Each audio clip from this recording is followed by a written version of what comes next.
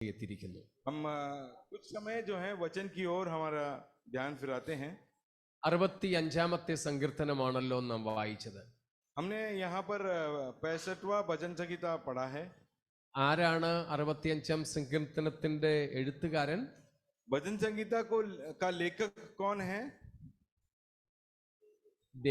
ദാവീദാണ്. दाऊद ही लिखा है इसको. 73 സങ്കീർത്തനങ്ങളാണ് ദാവീദിന്റെ പേരിലുള്ളത്. 73 साम्स जो है दाऊद के नाम से लिखा गया है. അത്രയും എണ്ണത്തിന് ദാവീദിന്റെ പേരുണ്ട്. और इतने भजन संगीता में उस भजन संगीता के ऊपर दाऊद का नाम लिखा है. ഇനിയും പേരില്ലാത്ത ചില സങ്കീർത്തനങ്ങളും ദാവീദാണ് എഴുതിയതെന്ന് പുതിയ നിയമത്തിൽ നിന്ന് നമുക്ക് സൂചനകൾ കിട്ടും. और कुछ ऐसे भजन संगीता हैं जिसके ऊपर नाम नहीं है कि दाऊद लिखा है, मगर नए करार से हम जान सकते हैं कि वो भी शायद दाऊद नहीं लिखा है. അപ്പോൾ ദാവീദാണ് അധികവും സങ്കീർത്തനങ്ങൾ എഴുതിയിട്ടുള്ളത്. अधिकतर भजन संगीता लिखा हुआ व्यक्ति दाऊद ही है. അതുകൊണ്ട് തന്നെ ദാവീദിനെ വിളിക്കുന്നത് ഇസ്രായേലിന്റെ മധുര ഗായകൻ എന്നാണ്. इसीलिए उसको इस्राएल का मधुर गीत गायक कर दाऊद को संबोधित किया जाता है. പല സമയത്തും എനിക്കൊരു വെല്ലുവിളിയായി തോന്നുന്ന കാര്യം നിങ്ങളോട് കൂടെ പറയാം. कई बार मुझे भी एक चैलेंज जैसा लगता है जो आप लोगों को मैं कहना चाहता हूँ. ദാവീദ് എഴുതിയ 73 പരം സങ്കീർത്തനങ്ങൾ തന്റെ ജീവിതത്തിന്റെ അനുഭവ വേദികളിലാണ് താൻ രചിച്ചത്. अपने जीवन के अनुभव के बीच में ही ये 73 साम्स उसने रचा है. അതും ഏറിയ കൈപ്പുള്ള അനുഭവങ്ങളിൽ. और ये अधिकतर जीवन के कड़वाहट के बीच में उन्होंने रचा हुआ भजन संगीता है. കുറച്ചെണ്ണം തന്റെ ജീവിതത്തിന്റെ സന്തോഷവേളകളിൽ താൻ എഴുതിയിട്ടുണ്ട്. और कुछ भजन संगीता है जिसके आनंद के दिन थे तब लिखा है. എന്നാൽ കൂടുതലും പ്രതികൂല സാഹചര്യങ്ങളിലാണ് ദാവീദ് എഴുതിയിട്ടുള്ളത്. मगर अधिकतर प्रतिकूल अवस्थाओं के बीच में दाऊद ने भजन संगीताएं लिखे हैं. क्या लिख रहे हो? ये लिख रहे हैं ना? नहीं तो मत लिखना, ध्यान दो. അപ്പോൾ ജീവിതത്തിന്റെ കൈപ്പേറിയ സാഹചര്യങ്ങളിലാണ് ദാവീദ് സങ്കീർത്തനങ്ങൾ അധികവും രചിച്ചത്. अधिकतर भजन संगीताएं जो है जीवन की प्रतिकूल अवस्थाओं में दाऊद ने रचा है. പല സങ്കീർത്തനങ്ങളും പ്രാർത്ഥനാ ഗീതങ്ങളാണ്. कई भजन संगीताएं जो है प्रार्थना के रूप में लिखा है. ചില സങ്കീർത്തനങ്ങൾ സ്തോത്ര ഗീതങ്ങളാണ്. और कुछ भजन संगीताएं धन्यवाद देने के लिए लिखे हैं. ഇതിനിടയിലൊക്കെ പ്രവചനങ്ങൾ വന്നിട്ടുണ്ട്. और इसके बीच में यहाँ वहाँ हम भविष्यवाणियां भी देखते हैं. എന്നാൽ പൊതുവെ പ്രാർത്ഥനാ ഗീതങ്ങളും സ്തോത്ര ഗീതങ്ങളുമാണ്. मगर अक्सर ये प्रार्थनाएं हैं और परमेश्वर को धन्यवाद देने वाली भजन संगीताएं हैं. മറാഠിയിൽ സങ്കീർത്തനത്തിന് എന്താ പറയുന്നത്? मराठी में भजन संहिता की किताब के लिए क्या बोलते हैं? स्तोत्र संगीता, है ना? സ്തോത്ര ഗീതങ്ങൾ എന്താണ് അതിന്റെ അർത്ഥം? धन्यवाद के भजन संगीताएं. സാൾട്ടറി എന്ന് പറഞ്ഞാൽ സ്തോത്ര ഗീതങ്ങൾ എന്നാണ് അതിന്റെ അർത്ഥം. उसका मतलब है कि धन्यवाद वाले बातें लिखी गई हैं. या hymns or songs of praises, സ്തുതി ഗീതങ്ങൾ എന്നാണ് ശരിയായിട്ടുള്ളതിന്റെ അർത്ഥം. उसका सही मायने ये है परमेश्वर की स्तुति कर गीत जो है उसी को कहा जाता है. സ്തോത്രം എന്നതിനേക്കാളും ഉചിതം സ്തുതി ഗീതങ്ങൾ എന്നുള്ളതാണ്. धन्यवाद से भी ज्यादा बढ़कर अच्छा है कि परमेश्वर की महिमा या प्रशंसा करना. बुक ऑफ പ്രൈസസ്, या परमेश्वर की महिमा करने वाला पुस्तक. അപ്പോൾ ദാവീദിന്റെ സന്തോഷ സന്താപ ജീവിത സാഹചര്യങ്ങളിൽ തന്റെ ഉള്ളിൽ നിന്നും പുറത്തു വന്നത് പുസ്തകമാക്കിയപ്പോൾ 2000 കൊല്ലം ഏതാണ്ട് 3000 കൊല്ലം കഴിഞ്ഞു. എന്നിട്ടും നമ്മൾ അതൊക്കെ വായിച്ച് ഇന്നും പുളകിതരാകുന്നു. दाऊद ने प्रतिकूल अवस्था में खुशी के मौके पर सब कुछ रचा हुआ भजन संगीता जो 3000 साल पहले लिखा था, मगर आज भी हम जब पढ़ते हैं हम लोगों को मन में ऐसा लगता है कि ये हमारी ही घटना वो दर्शा रहा है कर. ദാവീദിന്റെ കാലഘട്ടം between 1000 and 900 BC, 1000-900 BC ഇടയിലാണ് ദാവീദിന്റെ കാലം. BC 1000 और 900 BC के बीच में दाऊद ने ये लिखा है। അതുകൊണ്ടാണ് 3000 കൊല്ലമെന്ന് ഞാൻ പറഞ്ഞത്. इसीलिए मैंने कहा कि 3000 साल पहले लिखा हुआ അപ്പോൾ वचन। യേശുവിന്റെ ജനനത്തിന് ഏകദേശം 1000 വർഷം മുമ്പ് ജീവിച്ചിരുന്ന മനുഷ്യനായിരുന്നു ദാവീദ്. यीशु मसीह के जन्म लेने से 1000 साल पहले जिया हुआ व्यक्ति है दाऊद। അന്ന് എഴുതിയ പാട്ടുകൾ ഇന്നും ഈ post modern and most modern ലോകത്ത് ജീവിക്കുന്ന, അത്യാധുനിക ലോകത്ത് ജീവിക്കുന്ന നാമും സന്തോഷത്തോടെ വായിക്കുന്നു, ഊർജം ഉൾക്കൊള്ളുന്നു. ये 3000 साल पहले लिखा जाने के बावजूद जो है, हम जो पोस्ट मॉडर्न वर्ल्ड में या मॉडर्न वर्ल्ड में जो जीते हैं, आधुनिक अवस्थाओं में जीकर भी ये पढ़ने पर हमको आनंद और शांति प्रदान होता है। ഒരു ചോദ്യം, आप लोग से एक प्रश्न है, ഞാൻ അഭിമുഖീകരിക്കുന്ന വെല്ലുവിളി, मुझे ललकारने वाली बात यह है, നമ്മുടെ ജീവിതത്തിന്റെ കഷ്ടതകളിലും വേദനകളിലും നമ്മുടെ വായിന്ന് വരുന്നതൊക്കെ ഇതുപോലൊന്ന് എഴുതി വെച്ചാൽ നമ്മുടെ വരും തലമുറയ്ക്ക് വായിച്ച് ആസ്വദിക്കാനും ആശ്വസിക്കാനും സാധിക്കുമോ ഇല്ലയോ? मेरा यही है ललकार मेरे जीवन का। मेरे प्रतिकूल अवस्थाओं में मेरे मुंह से निकलने वाली वाणियों को जरा अगर लिख कर रखा जाए तो मेरी अगली पीढ़ी जो है वो पढ़कर आश्वासन को पाएंगे, शांति पाएंगे, खुश होंगे क्या? നമ്മുടെ ജീവിത പ്രതികൂലങ്ങളിൽ നമ്മൾ പ്രാർത്ഥിക്കുന്ന പ്രാർത്ഥനകളൊന്ന് റെക്കോർഡ് ചെയ്ത് വെച്ചാൽ വരും തലമുറയ്ക്ക് അത് പ്രചോദനവും പ്രയോജനവുമാകുമോ? मेरे प्रतिकूल अवस्थाओं में मैं जिन प्रार्थनाओं को परमेश्वर के सामने रखता हूं, उन प्रार्थनाओं को रिकॉर्ड कर रख दिया जाए तो मेरी आने वाली पीढ़ियां वो प्रार्थनाओं को सुनकर प्रशंसित होंगे, उत्तेजित होंगे, उनको पसंद आएगा या अन्यथा? ഇത് എനിക്കൊരു വെല്ലുവിളിയാണ്. ये मेरे लिए जीवन में एक ललकार के समान है। സങ്കീർത്തനം വായിക്കുമ്പോഴെങ്കിലും ഈ ചിന്ത നമ്മുടെ മുമ്പിൽ ഒന്ന് വരണം. कम से कम भजन संगीता पढ़ते वक्त ये भावना अपने मन में आना चाहिए। എന്തായിരിക്കും നമ്മുടെ ഉത്തരം? हमारा उत्तर उसके प्रति क्या होगा? സ്തോത്രം. ചിലപ്പോൾ നമ്മൾ തന്നെ പിന്നീട് ഒന്ന് കേൾക്കാനോ വായിക്കാനോ ഇഷ്ടപ്പെടത്തില്ല. शायद कभी कभी हम भी अपने कहे हुए बातें, हमारे सोचे हुए चिंताओं के बारे में हम भी सुनना पसंद नहीं करेंगे। പക്ഷേ ദാവീദിന്റെ ജീവിതത്തിൽ ദൈവവുമായിട്ടുള്ള തൻ്റെ ബന്ധം തൻ്റെ ജീവിതത്തിലെ എല്ലാ സാഹചര്യങ്ങളിലും അവനെ ഉറപ്പിച്ച് നിൽക്കുമാറാക്കി. मगर परमेश्वर का रिश्ता जो दाऊद के साथ में था वो इतना अच्छा था कि किसी भी प्रतिकूल अवस्था में उसको भरोसा देकर खड़ा कर सकता था। സ്തോത്രം.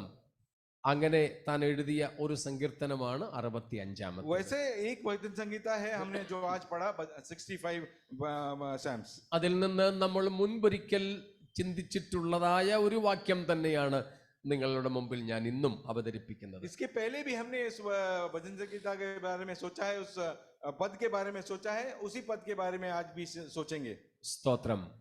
അതാണ് അതിന്റെ 4ാമത്തെ വാക്യം. वो है उसका 4था वचन। ആ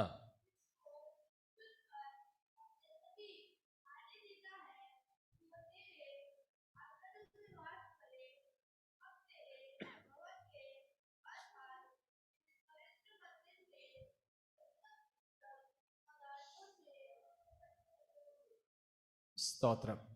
ഭക്തൻ അവിടെ പറയുന്ന കാര്യം നമുക്ക് പരിചിതമാണ്. वहां पर जो भक्त ने लिखा है वो बात अच्छी तरह हम जानते हैं। സങ്കീർത്തനങ്ങളിലൂടെ ഒരു യാത്ര നടത്തിയാൽ ബ്ലെസ്സഡ്, ഭാഗ്യവാൻ എന്ന ധാരാളം പ്രയോഗങ്ങൾ നമുക്ക് കാണാൻ പറ്റും. धन्य या आशीषित, ऐसा कई बार जो है वचन संगीता को पढ़ते वक्त हम बार बार देख सकते हैं, सुन सकते हैं। 1ാം സങ്കീർത്തനം തന്നെ ആ പദത്തോടെയോടുകൂടെയാണ് ആരംഭിക്കുന്നത്. भजन संगीता 1 में भी वो धन्य धन्य कर हम वो सुनते हैं। സ്തോത്രം. ആ ബ്ലെസ്സഡ് അഥവാ ഭാഗ്യവാൻ എന്നതിന്റെ അർത്ഥം നമുക്കറിയാം. ब्लेसेड या धन्य व्यक्ति कहा जाए तो उसका मतलब मायने क्या होता है, അല്ലേ? അറിയാമല്ലോ. हम सब जानते हैं वो। എന്നാ ജോൺ?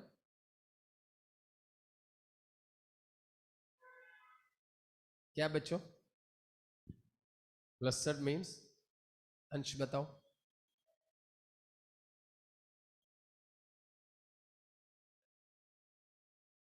Samuel, blessed means धन्य माने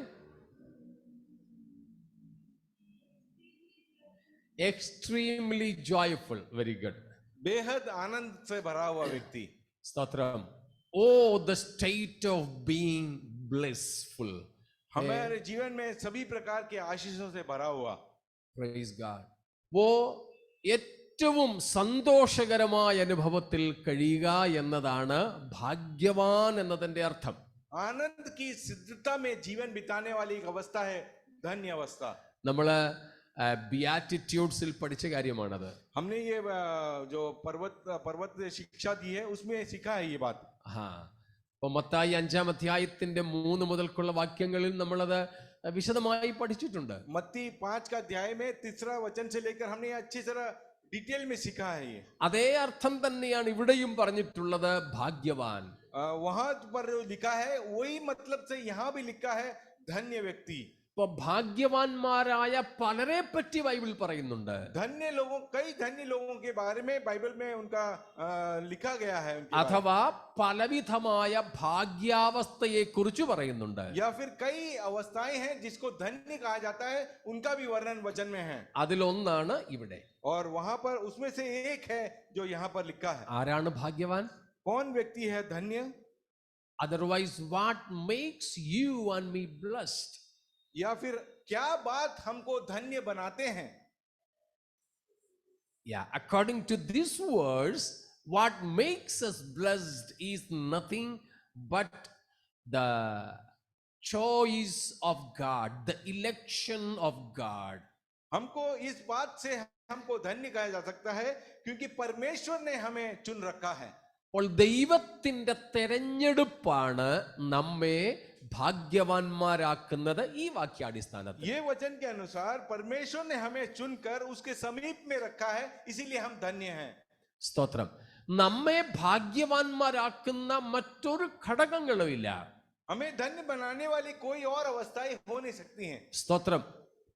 അതിൽ ഒന്നാമത്തേത് ദൈവം നമ്മെ തെരഞ്ഞെടുത്തു എന്നുള്ളതാണ്. उसमें पहला कारण है कि परमेश्वर ने हमें चुन लिया है। ഞാൻ ചോദിക്കട്ടെ, ദൈവത്തിന്റെ തെരഞ്ഞെടുപ്പിന്റെ പുതപ്പ് നമ്മുടെ മേൽ വീണു എന്നതിനാൽ നാം സന്തോഷിക്കുന്നവരാണോ?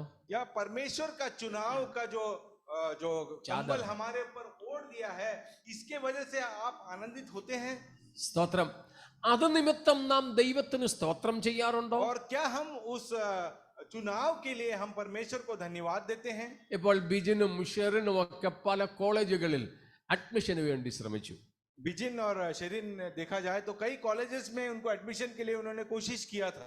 പ്രിഫറൻസസ് പലയിടത്തും നമുക്കുണ്ടായിരുന്നു. उनको अच्छे चॉइसेस जो हैं उनके मन में होंगे।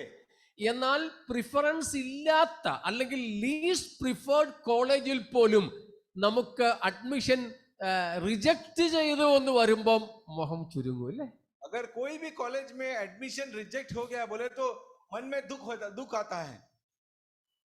മറ്റു പലയിടത്തെയും റിസൾട്ട് വരാനുണ്ടായിരിക്കും. मगर किसी और कॉलेज में रिजल्ट उसका आना बाकी है। നമുക്ക് ഇഷ്ടമില്ലാത്ത കോളേജിൽ പോലും സെലക്ഷൻ കിട്ടിയില്ല എന്ന് വരുമ്പം എനിക്ക് അവിടെ സെലക്ഷൻ കിട്ടിയില്ലെന്ന് പറയാൻ നമുക്കൊരു മടിയാ. जो कॉलेज हमको पसंद नहीं है वहां पर भी एडमिशन में रिजल्ट पास नहीं हुआ, रिजेक्ट हो गया, वो सुनेगा तो भी हमको दुख होता है। നമുക്ക് അവിടെ അഡ്മിഷൻ വേണ്ടെന്നാ നമ്മുടെ തീരുമാനം. मगर हम चाहते हैं कि वहां एडमिशन नहीं मिले। എന്നിട്ടും നാം തിരസ്കരിക്കപ്പെട്ടാൽ ഉൾക്കൊള്ളാൻ പ്രയാസ. मगर वहां भी हमको रिजेक्शन मिल जाए तो फिर हमको दुख होता है। അതുകൊണ്ട് ഞാൻ ഇന്റർവ്യൂവിനൊക്കെ കുഞ്ഞുങ്ങളെയോ ആരെയെങ്കിലോ ഒക്കെ പ്രാർത്ഥിച്ചൊക്കെ അയക്കുമ്പോഴും പ്രാർത്ഥിക്കുന്ന ഒരു കാര്യം, കർത്താവേ അവിടുന്ന് സെലക്ഷൻ കിട്ടാഞ്ഞത് കൊണ്ട് അഡ്മിഷൻ കിട്ടിയില്ല എന്ന് വരല്ലേ എന്നാ. तो मैं इस प्रकार बच्चों के सामने प्रार्थना करता हूं जो एडमिशन के लिए जाते हैं, जो एडमिशन नहीं मिला उसका दुख भी उनको नहीं हो। അപ്പം നമുക്ക് ഒരു സെലക്ഷൻ കിട്ടിയാൽ അത് സന്തോഷം. जो कोई चुनाव हमारा चयन कहीं हो जाए तो हमको आनंद देता है। അങ്ങനെയാണെങ്കിൽ അത്യുന്നതനായ ദൈവം നമ്മെ തെരഞ്ഞെടുത്തു എന്ന് വരുമ്പോൾ അത് നമ്മൾ എത്ര സന്തോഷം കൊണ്ടുവരേണ്ട കാര്യമാണ്. ये सब सोच कर जान लीजिएगा, सर्वशक्तिमान परमेश्वर ने हम लोगों को चुन रखा है, ये हमको कितना आनंद देना मांगता है। വിശ്വവിധാത്ത ഈ പ്രപഞ്ച നിർമ്മിതാവ് നമ്മെ തെരഞ്ഞെടുത്തെന്ന്, ये विश्व को बनाने वाला रचने वाला ने हमको चुन लिया है, ये बात हमको कितना आनंद देना मांगता है। ദൈവാധി ദൈവം നമ്മെ തിരഞ്ഞെടുത്തു. जो परमेश्वरों के परमेश्वर हैं, उन्होंने हमें चुन लिया है। രാജാധി രാജാവ് നമ്മെ തിരഞ്ഞെടുത്തു. राजाओं के राजा महाराजा हमको चुन लिया है। സ്വർഗത്തിലും ഭൂമിയിലും സർവ്വ അധികാരവും ലഭിച്ചവനാണ് നമ്മെ തിരഞ്ഞെടുത്തത്. स्वर्ग और धरती पर सभी अधिकार का हकदार परमेश्वर ने हमको चुन लिया है, इस बात पे आनंदित होना है। ആ തെരഞ്ഞെടുപ്പിന്റെ വാർത്ത തന്നെ നമ്മെ സന്തോഷപുളകിതരാക്കേണ്ടതാണ്. वो चुनाव का समाचार ही हमारे जीवन में बेहद आनंद प्रदान करना चाहिए। മഹാനായ പൗലോസ് ശ്ലീഹ ദൈവത്തിന് സ്തോത്രം ചെയ്യാൻ നമ്മെ പ്രേരിപ്പിക്കുന്ന ഒരു ഘടകവും ഇത് തന്നെയാണ്. महान प्रेरित पौलुस हमको परमेश्वर में आनंदित होने का, उसकी प्रशंसा करने का कारण भी यही बताता है कि उसने हमें चुन लिया है। നമുക്ക് പരിചയമുള്ള ക്വീൻ ഓഫ് ദി എപ്പിസൽസ്, ലേഖനങ്ങളുടെ റാണി, എഫേഷ്യൻസ്. എഫേസ് ലേഖനം 1-ാം അധ്യായം 3-ാമത്തെ വാക്യത്തിൽ പറയുന്നു, इफिसियों की पत्री उसका पहला अध्याय का 3रा वाक्य में इस प्रकार लिखा है।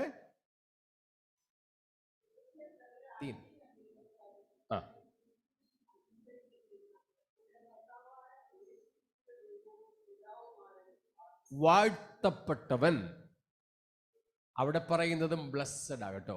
वहां पर भी धन्य कहते हैं। സ്തോത്രം.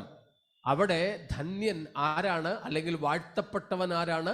ദൈവം. वहां पर धन्य परमेश्वर को ही पौलुस कहता है। അതും നമ്മൾ നേരത്തെ പഠിച്ചിട്ടുണ്ട്. 2 വാക്കുകളാണ്. മലയാളത്തിലും ഇംഗ്ലീഷിലും ഒക്കെ ഒറ്റ വാക്കാണെങ്കിലും ഗ്രീക്കിൽ 2 പദങ്ങളാണ്. इंग्लिश और मलयालम में एक ही शब्द है, मगर ग्रीक में उसको 2 मतलब है। ഹിന്ദിയിലും 2നും ധന്യ ധന്യ എന്നാണ് പറയുന്നത്. में भी उसको धन्य धन्य कहते हैं। നമ്മൾ ധന്യ അഥവാ ഭാഗ്യവാന്മാരാണെന്ന് പറയുന്നു. उसमें कहते हैं कि हम जो है धन्य लोग हैं। ഇവിടെ പൗലോസ് പറയുന്നു ദൈവം ധന്യ ഹേ എന്ന്. मगर यहाँ पर वचन में लिखा है परमेश्वर धन्य है कर। ഈ 2 ധന്യവും 2 അർത്ഥമാണുള്ളത്. ये दोनों धन्य का, हमारा और परमेश्वर का धन्य होना, इसका अलग अंतर है। നമ്മൾ ധന്യ അഥവാ ഭാഗ്യവാന്മാർ എന്ന് പറയുന്നത് മുമ്പേ പറഞ്ഞതുപോലെ സന്തോഷ പരിപൂർണത അനുഭവിക്കുന്നവർ എന്ന അർത്ഥത്തിലാണ്. हम जो धन्य कहते हैं वो जो आनंद से भरा हुआ एक अवस्था को धन्य कहते हैं। എന്നാൽ ദൈവം ധന്യ എന്ന് പറയുന്നത്, സ്തോത്രം, ബ്ലെസ്സഡ് ബി ദ ലോർഡ് എന്ന് നമ്മൾ പറയാറും പാടാറും ഉണ്ടല്ലോ. അപ്പോൾ ദൈവമേ നീ അനുഗ്രഹിക്കപ്പെട്ടവനെന്നാണോ പറയുന്നത്? परमेश्वर को हम जब धन्य कहते हैं तो हम क्या परमेश्वर से कहेंगे तू आशीष को पाया, इसके लिए तू धन्य है? ആണോ? ഞാൻ ജോണിനോട് ഗോഡ് ബ്ലസ് യു, हम जॉन से कहेंगे गॉड ब्लेस यू। അതുപോലെയാണോ ദൈവത്തോട് ഓ ലോർഡ് ഐ ബ്ലസ് യു? और वैसे ही क्या हम परमेश्वर से कहते हैं कि परमेश्वर मैं तुझे आशीषित करता हूँ? 2 ബ്ലസ് അർത്ഥം ഒന്നാണോ? दोनों ब्लेस का मतलब अलग अलग हो सकता होना चाहिए। സ്തോത്രം. ജോണിനോട് ഞാൻ പറയുമ്പോൾ ഞാൻ അനുഗ്രഹിക്കുക, जॉन से मैं कहता हूं तो जॉन को मैं आशीषित करता हूं। എന്നാൽ ദൈവത്തോട് ഐ ബ്ലസ് യു ഗാഡ് എന്ന് പറയുമ്പോൾ അർത്ഥം I exalt you on high, I praise you, I lift your name on high എന്നാണ് അതിന്റെ അർത്ഥം. मगर मैं परमेश्वर को धन्य जब करता हूं, परमेश्वर की महिमा या गुणगान कर कर मैं परमेश्वर के सम्मुख करता हूं। ഇവിടെ പൗലോസ് എഫേസർ 1:3 ദൈവം വാഴ്ത്തപ്പെട്ടവൻ എന്ന് പറയുന്നു. यहाँ पर पौलुस कहता है कि परमेश्वर का नाम धन्य है कहा जाए तो എന്തുകൊണ്ട്? इसलिए എന്തിനാ ദൈവത്തെ പൗലോസ് ഇവിടെ വാഴ്ത്തുന്നത്? ये परमेश्वर को धन्य किस लिए कहता है? Because God has blessed us. ദൈവം നമ്മെ അനുഗ്രഹിച്ചിരിക്കുന്നു. क्योंकि उसने स्वर्गीय स्थानों में सब प्रकार के आत्मिक आशीष हमारे पर डाले हैं। ആ അനുഗ്രഹങ്ങളുടെ ലിസ്റ്റാണ് 4 മുതൽ 14 വരെ. वो आत्मिक आशीषों का एक लिस्ट है जो 4 से लेकर 14 तक हमें पढ़ सकते हैं। അതിൽ ഒന്നാമത്തെ അനുഗ്രഹം उसमें से पहला आशीष क्या है? 4-ാം വാക്യത്തിലുണ്ട്. उसका पहला अध्याय 4 आयत में लिखा है।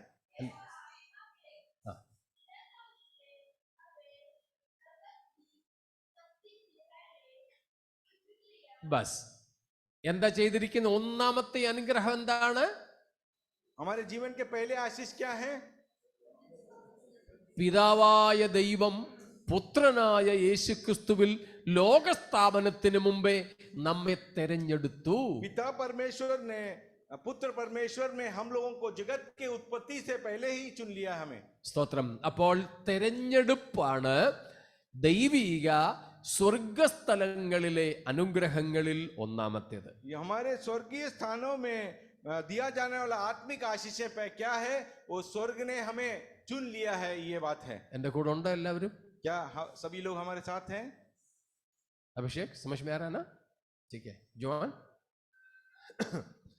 ദൈവം നമ്മെ അനുഗ്രഹിച്ചിരിക്കുന്നു. परमेश्वर ने हमें आशीषित किया है. അനുഗ്രഹങ്ങളുടെ വലിയൊരു ലിസ്റ്റ് ഉണ്ട്, പട്ടികയുണ്ട്. आशीष का एक बड़ा कतार है हमारे जीवन में. അതിൽ ഒന്നാമത്തേത്, उस कतार में सबसे पहला आता है, ഏതാണ്? कौन सा है? अंश क्या है? कुछ नहीं है, ध्यान से नहीं बैठेगा ना.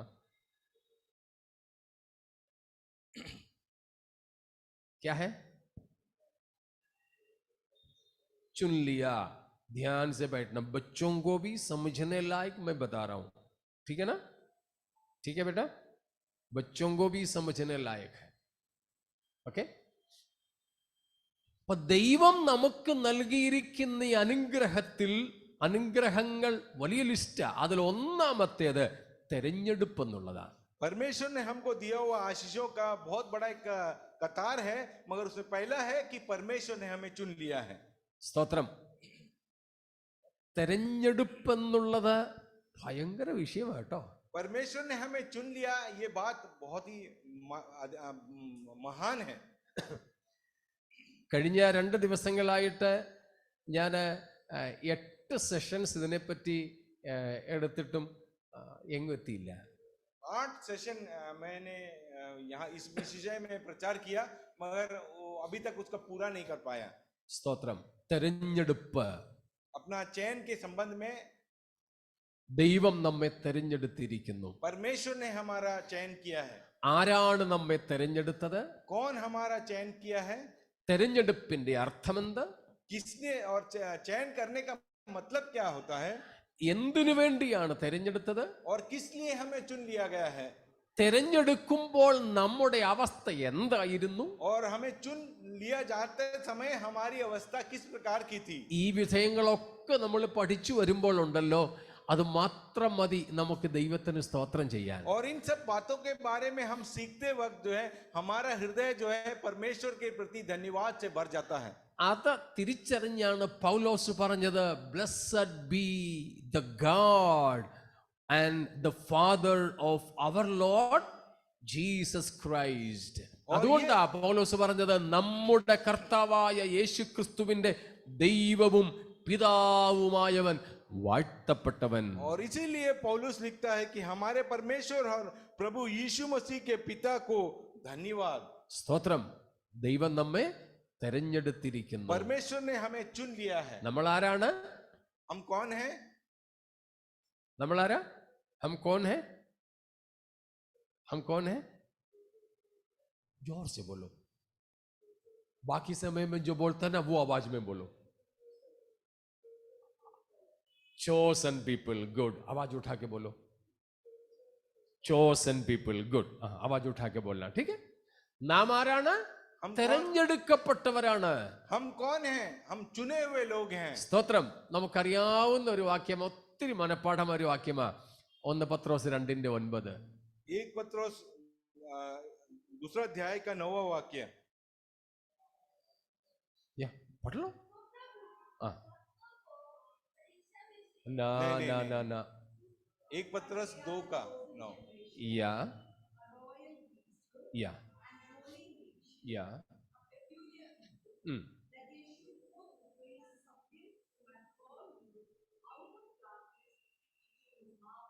We are a chosen generation. നമ്മൾ തെരഞ്ഞെടുക്കപ്പെട്ട ജാതിയാണ്. हम एक चुने गए वंश हैं. ദൈവം നമ്മെ തെരഞ്ഞെടുത്തിരിക്കുന്നു. परमेश्वर ने हमें चुन लिया गया है. സ്തോത്രം. അതുകൊണ്ട് 2-ാം ലേഖനം 1:10 എന്താ പത്രോസ് പറയുന്നത്? पहला पत्रस दूसरा സെക്കൻഡ് പീറ്റർ 1:10. ആ, അതുകൊണ്ട് പത്രോസ് 2 പത്രോസ് 1:10 പറയുന്നു, നമ്മൾ നമ്മുടെ വിളിയും തെരഞ്ഞെടുപ്പും ഉറപ്പാക്കണം. इसीलिए पत्रस सेकंड पीटर 1 का 10वां अध्याय में इस प्रकार कहता है कि इस कारण से है भाइयों, आपके बुलाए जाने को, आपके चुन लिए जाने को सिद्ध करने के लिए के भली भांति यत्न करते रहो. ദൈവം നമ്മെ തെരഞ്ഞെടുത്തിരിക്കുന്നു. परमेश्वर ने हमें चुन लिया है. സ്തോത്രം. എന്തിനാ തെരഞ്ഞെടുത്തേക്കുന്നത്? നമുക്ക് തിരികെ വരാം സങ്കീർത്തനം 65 हमें किस लिए परमेश्वर ने चुना है, इस बात के लिए हम वापस भजन संहिता 65 में आते हैं. എൻ്റെ മാസ്റ്റർ പീസ് പറയട്ടെ, എന്തെങ്കിലും സമയമുണ്ടെങ്കിൽ നമുക്കിത് പിന്നെ വിശദമായിട്ട് ചിന്തിക്കാം. अभी मैं अपना मास्टरपीस आप लोग के सामने दोहराता हूँ. कभी और आगे समय मिलेगा तो मैं इसके बारे में सिखाऊंगा आप लोगों को. സ്തോത്രം. അപ്പോൾ സങ്കീർത്തനം 65 4-ാം വാക്യത്തിൽ നമ്മൾ കാണുന്നു. സ്തോത്രം. എന്താണ്? എന്തിനാ ദൈവം നമ്മെ തിരഞ്ഞെടുത്തത്? हम चौथे वाक्य में देखते हैं कि परमेश्वर ने हमें किस लिए चुना है. എന്തിനാ? 2 കാര്യങ്ങൾ അവിടെ പറയുന്നുണ്ട്. वहां पर 2 बातें लिखी गई हैं. സ്തോത്രം. हिंदी അത് കുറച്ചുകൂടെ മലയാളത്തിനേക്കാൾ നല്ലതാണ്. രണ്ട് हिंदी में और मलयालम में दोनों में पढ़ लीजिए इसको. हाँ हाँ, സ്തോത്രം. ബസ് 3 കാര്യങ്ങൾ നമുക്ക് അവിടെ കാണാൻ പറ്റും. वहां पर 3 बातों को देख सकते हैं. മലയാളത്തിൽ നിന്ന് വായിച്ചോ.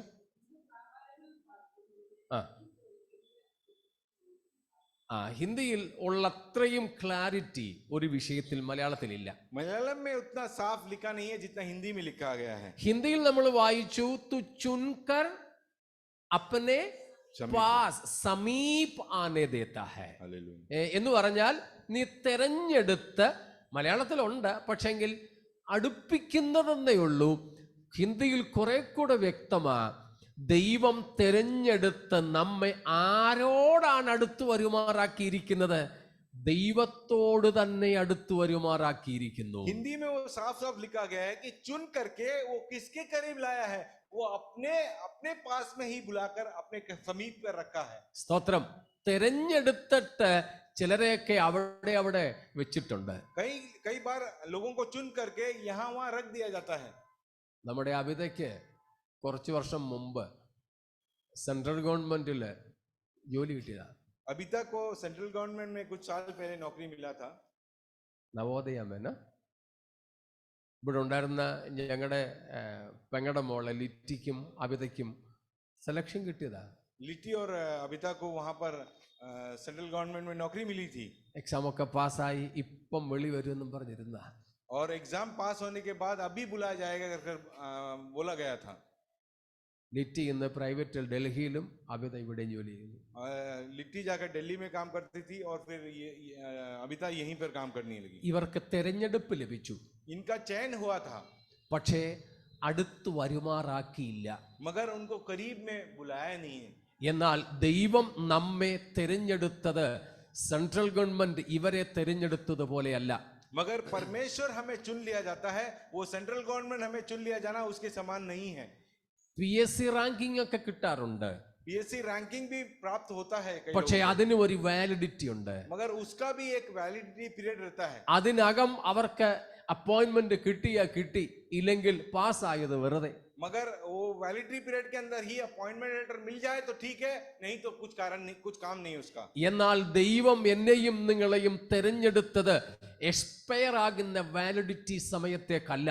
हमें परमेश्वर ने चुन लिया, ये कोई स्पेशल या खास समय के लिए नहीं है, हमेशा के लिए है. ഇടയ്ക്ക് കൊറോണ വന്നാലും മറ്റേതെങ്കിലും ഒരു മഹാമാരി വ്യാപരിച്ചാലും വേറെ എന്തെല്ലാം സംഭവിച്ചാലും ദൈവത്തിന് നമ്മുടെ മേലുള്ള തെരഞ്ഞെടുപ്പ് അസാധുവാകുന്നില്ല.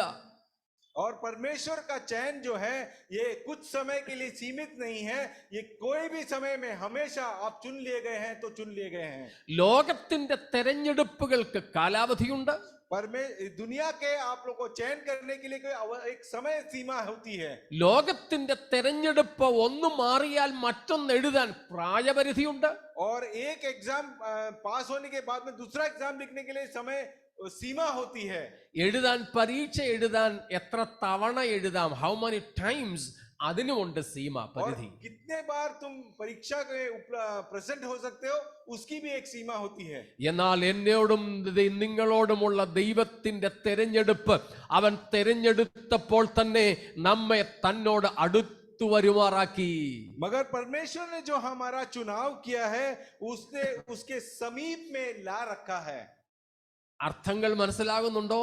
आप लोग इसका मतलब समझ रहे हैं? ഇത് തിരിച്ചറിഞ്ഞിട്ടാണ് പൗലോസ് അപ്പോസ്തലൻ റോമർ 5:2 പറഞ്ഞത്. यही बात को समझकर पौलुस जो है प्रेरित रोमन्स चैप्टर 5 वर्स 2 में इस प्रकार कहते हैं। ജാനീസ് പഠമോളെ, റോമർ 5:2. Romeo 5:2।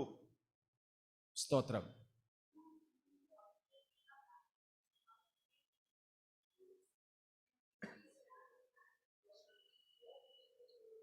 We have access to him. വിശ്വാസത്താൽ നമുക്ക് ദൈവത്തിന്റെ ഇന്ന് നാം നിൽക്കുന്ന കൃപയിലേക്ക് പ്രവേശനം ലഭിച്ചു. हमें जो है परमेश्वर के करीब आने का अवसर प्राप्त हुआ है। इसके बाद ഹല്ലേലൂയ. കർത്താവ് നമ്മെ 3 കാര്യങ്ങൾ, ഒന്ന് തെരഞ്ഞെടുത്തു. परमेश्वर ने हमें चुन लिया है। 3 बातें हैं। എന്തിനു വേണ്ടി? किस लिए चुन लिया है? തെരഞ്ഞെടുത്ത ദൈവത്തോട് നമ്മെ അടുപ്പിച്ചു. हमें चुन लिया है ताकि परमेश्वर के करीब हमें समीप में ले आए। ഒന്ന് കൊണ്ടുവന്നേ, ഒന്ന് കാണട്ടെ എന്ന് പറഞ്ഞ് കണ്ട ശരി പരിചയപ്പെടുത്തിയിട്ട് അങ്ങ് വിടാനല്ല. मुझे करीब उसको जरा लेके आओ, मुझे एक बार देखना है और उसके बाद कुछ आपको छोड़ दे नहीं देना है, परमेश्वर के करीब ही रखना है। മൂന്നാമത്തെ കാര്യം പറയുന്നു, അവന്റെ സന്നിധിയിൽ വസിക്കുമാറാക്കുന്നു. और ताकि हम उसके आंगनों में वास कर सके या निवास कर सके। പഴയ നിയമ ഭാഷ ആംഗനെന്നേ ഉള്ളൂ, അത് പഴയ നിയമത്തിന്റെ പരിമിതിയാണ്. क्योंकि ये ओल्ड टेस्टामेंट का लैंग्वेज है, इसके लिए आंगन ही कहा जाता है उसे। ഞാൻ പല പ്രാവശ്യം പറഞ്ഞിട്ടുണ്ട്, ആംഗൻ വരെയേ പോകാൻ പറ്റുമായിരുന്നുള്ളൂ അന്ന്. पहले हम लोग सिर्फ आंगन तक पहुंच सकते थे। എന്നാൽ നമ്മെ കർത്താവ് തെരഞ്ഞെടുത്താക്കിയിരിക്കുന്നത് പ്രാകാരങ്ങളിൽ, കോട്ട്സിലാണോ? क्या परमेश्वर ने हमारा चयन किया है ताकि हमको आंगन तक ही सीमित रखे? അല്ല. नहीं। പിന്നെ फिर क्या है? ഹല്ലേലൂയ, കൃപാസനത്തിങ്കലേക്ക്, उसके अनुग्रह के स्थान तक पहुंच सके हम। the mercy seat where God himself is present in his fullness.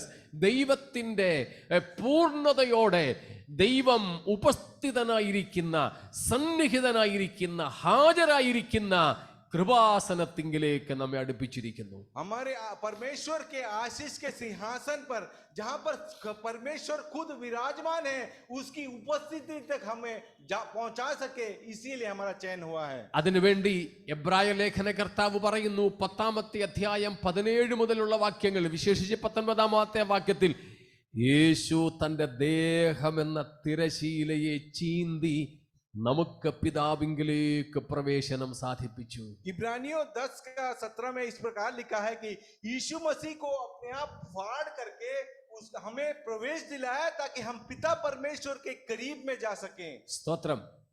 എന്റെ കൂടെ എല്ലാവരും ഉണ്ടല്ലോ? क्या आप लोग हमारे संग हैं? അപ്പോൾ 3 കാര്യങ്ങൾ.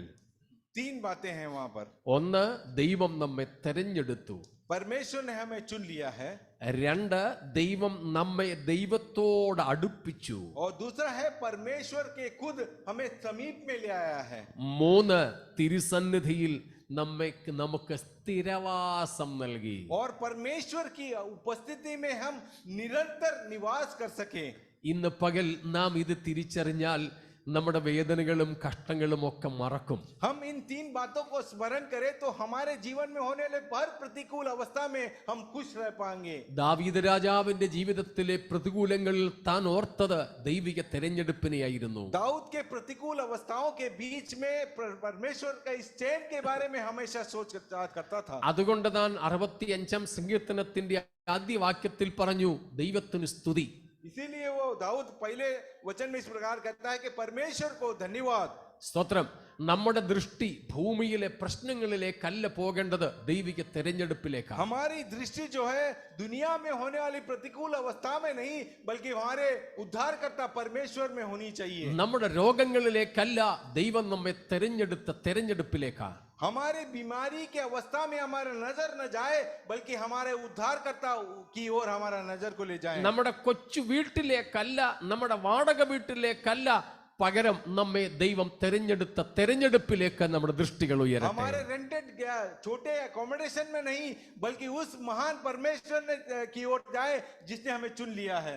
നമ്മുടെ കാലിയായ അരിപ്പാത്രത്തിലും ആട്ടപ്പാത്രത്തിലും എണ്ണപ്പാത്രത്തിലേക്കുമല്ല, നമ്മുടെ കാലിയായ അക്കൗണ്ടിലേക്കല്ല, പകരം ദൈവം നമ്മെ തെരഞ്ഞെടുത്ത തെരഞ്ഞെടുപ്പിലേക്ക് നമ്മുടെ ദൃഷ്ടികൾ ഉയരട്ടെ. हमारे घर के खाली बर्तनों में और खाली बैंक अकाउंट में हमारा ध्यान न जाए, बल्कि हमें चुन लिया गया परमेश्वर की ओर हमारा ध्यान लगाएं.